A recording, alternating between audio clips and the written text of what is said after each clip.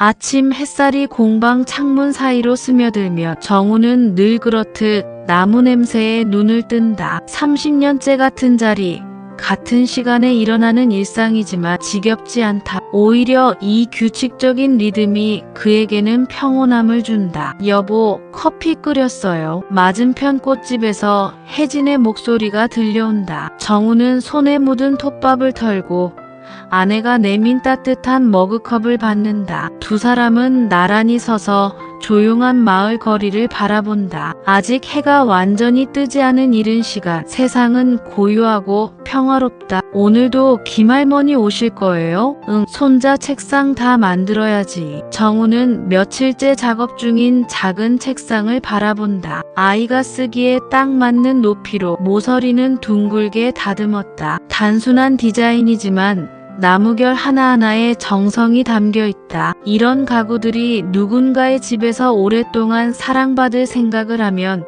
절로 미소가 난다. 오전이 되자 단골 손님들이 하나둘 들어선다. 의자 다리가 흔들린다며 찾아온 박씨 아저씨, 찻잔 받침을 주문하러 온 이웃집 아주머니. 정우는 각자의 사연을 들으며 정성스레 상담한다. 급하게 만드는 법이 없다. 나무와 시간이 만나 완성되는 작품이니까. 점심시간, 혜진이 도시락을 들고 공방으로 온다. 두 사람은 나무 작업대를 식탁 삼아 마주 앉는다. 혜진은 오늘 있었던 꽃집 이야기를, 정우는 진행 중인 작업 얘기를 나눈다. 소소하지만 따뜻한 대화가 공방 안을 채운다. 우리 참 평범하게 살고 있네요. 혜진이 웃으며 말한다. 정우도 고개를 끄덕인다. 평범함이 때로는 가장 소중한 행복일 수 있다는 걸 이들 부부는 안다. 바쁘지 않은 오후, 햇살 속에서 나무를 깎는 아침 일찍부터 들려오는 기계 소리가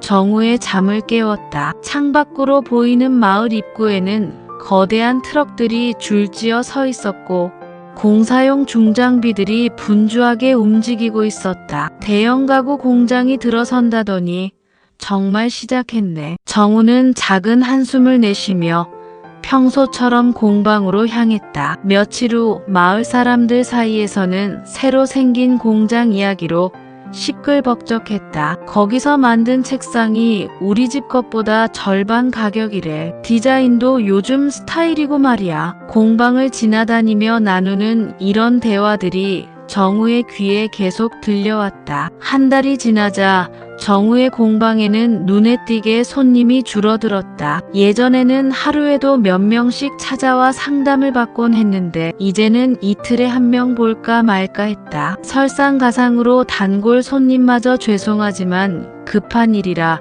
공장 제품으로 주문했어요 라며 사과의 말을 전해왔다. 저녁 식사를 하던 중 혜진이 조심스럽게 말을 꺼냈다. 여보, 요즘 어떠세요? 공방 상황이. 괜찮아. 일시적인 현상일 거야. 정우는 숟가락을 놓으며 무뚝뚝하게 답했다. 하지만 현실을 받아들여야 하지 않을까요? 새로운 기술이나 방식을 조금 받아들이는 건 어때요? 전통을 버리자는 게 아니라 시대에 맞게 조금만 변화해보자는 거예요. 정우의 표정이 굳어졌다. 변화. 내가 지금까지 지켜온 게 뭔지 아나? 할아버지 때부터 이어져 온 손기술이야. 그걸 포기하고 기계에 의존하라고. 그런 뜻이 아니에요. 손기술은 그대로 유지하되 사람들이 원하는 디자인이나 편의성을 조금 더 고려해보자는. 안 돼.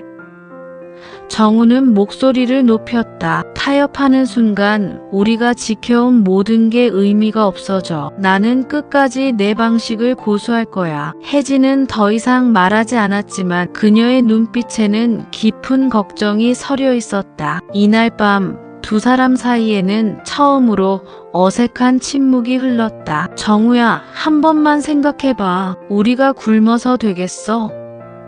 혜진의 목소리에는 간절함이 묻어났다. 안 돼. 정우는 대패를 거칠게 밀어내며 고개를 저었다. 내 아버지도 할아버지도 이런 식으로 평생을 살아왔어. 그런데 지금 와서 기계에 의존하라고. 누가 기계에 의존하자고 했어? 그냥 조금만, 정말 조금만 받아들이자는 거야. 혜진은 공방 입구에 서서 남편의 등을 바라봤다. 예전에는 그렇게 당당하던 어깨가 어느새 움츠러들어 보였다. 조금이라는 게 뭐야? 한번 시작하면 끝이 없을 거야. 정우의 손길이 멈췄다. 그러다 보면 결국 저 공장이랑 똑같아지고 말 거야. 며칠째 이런 대화가 반복됐다. 저녁 식탁에서도 잠자리에 들 때도 아침에 일어나서도. 예전에는 서로의 하루 이야기를 나누며 웃곤 했는데 이제는 침묵이 더 많았다. 정우는 새벽부터 공방에 나와 혼자 나무를 다뤘다. 평소보다 더 꼼꼼히,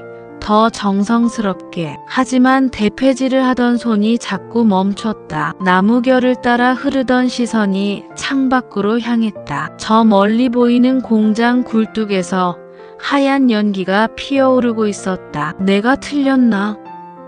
정우는 혼잣말을 중얼거렸다. 하지만 곧 고개를 저었다. 아니야, 내가 옳아. 한편 혜진은 꽃집에서 장미가지를 다듬으며 한숨을 쉬었다. 단골 할머니가 다가와 물었다. 요즘 표정이 안 좋네. 무슨 일 있어? 별거 아니에요. 혜진은 억지로 미소를 지었다. 그냥 조금 복잡해서요. 할머니는 고개를 끄덕이더니 조용히 말했다. 부부는 서로 다른 길을 봐도 결국 같은 곳으로 가는 거야. 그날 밤 정우와 혜진은 각자의 자리에서 뒤척였다. 서로의 마음을 알면서도 먼저 다가가지 못했다. 벽 하나를 사이에 두고 그들 사이의 거리는 점점 멀어져만 갔다. 그날도 정우는 공방에서 혼자 톱질을 하고 있었다. 몇 주째 새로운 주문이 없어 예전에 만들던 작품들을 정리하고 있던 참이었다. 문득 공방 문이 삐걱거리며 열렸다. 선생님, 안녕하세요. 정우가 고개를 돌리자 중년 여성이 무거운 서랍장을 끌고 들어오고 있었다. 김 여사였다. 정우가 이 마을에 처음 와서 만든 첫 번째 단골 손님이었다. 어머, 김 여사님, 이게 뭐예요? 선생님이 만들어주신 서랍장인데요. 김 여사는 숨을 고르며 서랍장을 내려놓았다. 기억나세요? 20회 전에 주문했던 거요. 정우는 서랍장을 자세히 들여다봤다. 모서리는 살짝 닳았지만 나무의 결은 여전히 아름다웠다. 손잡이 부분에는 세월의 흔적이 묻어 있었지만 전체적인 형태는 여전히 견고했다. 왜 가져오셨어요? 수리가 필요한가요? 아니에요. 김 여사는 서랍을 하나씩 열어보이며 말했다. 우리 딸이 시집가면서 가져가고 싶어 해요. 이 서랍장이 우리 집에서 가장 소중한 가구거든요. 가장 소중한? 네. 제가 결혼하고 나서 처음으로 산 가구였어요.